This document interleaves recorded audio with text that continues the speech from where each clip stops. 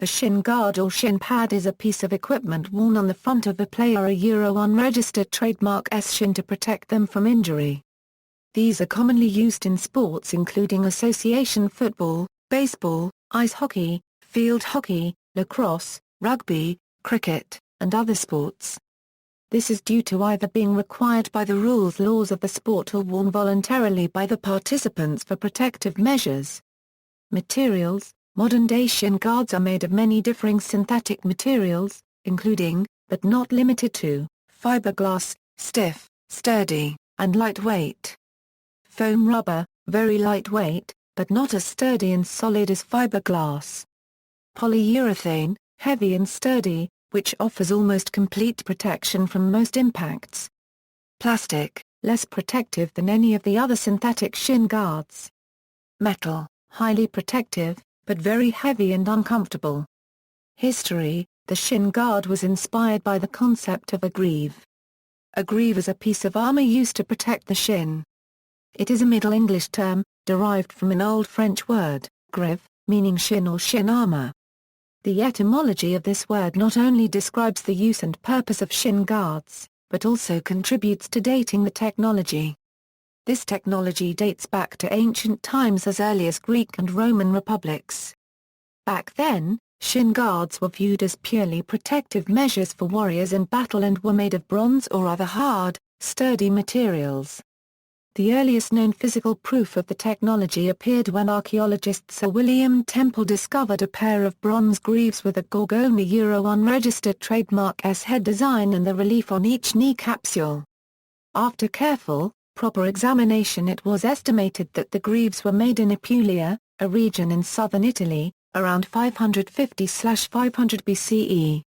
This area fell under the Roman Empire boundaries and is known as today as the Salento Peninsula.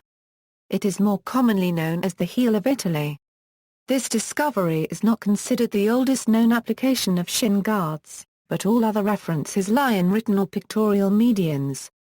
The oldest known reference to shin guards was a written verse in the Bible. 1 Samuel 17:6 describes Goliath, a Philistine champion from Gath, who wore a bronze helmet, coat of mail, and bronze leggings. The Book of Samuel is commonly accepted to be written by prophets Samuel, Nathan, and Gad between 960 and 700 BCE. Later, more concrete, examples of the shin guard concept resurfaced in the Middle Ages. All studies and evidence show greaves were improved to cover the entire lower leg, front and back, from the feet to the knees, and were mostly made of cloth, leather, or iron.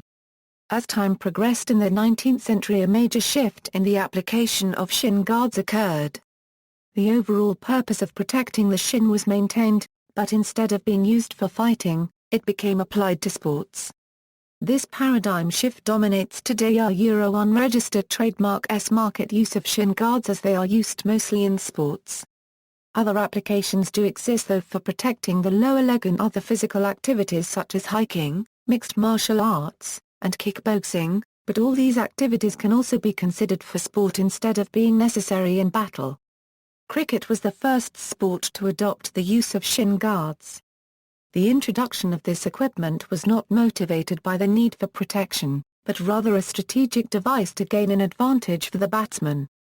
The batsman who wore the leg pads was able to cover the stumps with his protected legs and prevent the ball from hitting the stumps. Instead, the ball bowled into the batsman.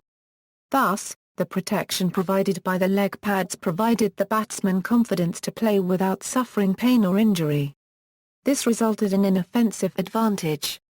Instead of hitting the wickets to get the batsman out, the bowler hits the batsman, giving him another chance to hit the ball. This was addressed in 1809 with a rule change called leg before wicket, where the umpire was allowed to deduce whether the ball would have hit the stumps if the batter was not hit first.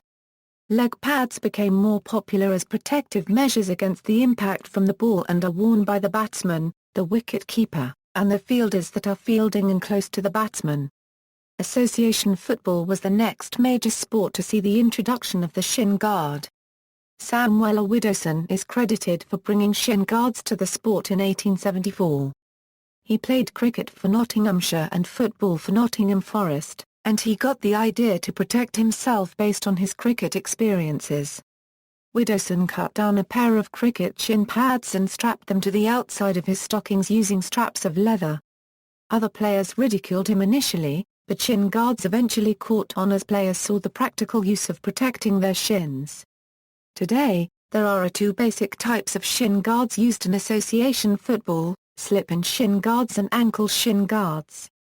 Different player positions in association football require their shin guards to provide different types of protection and fit.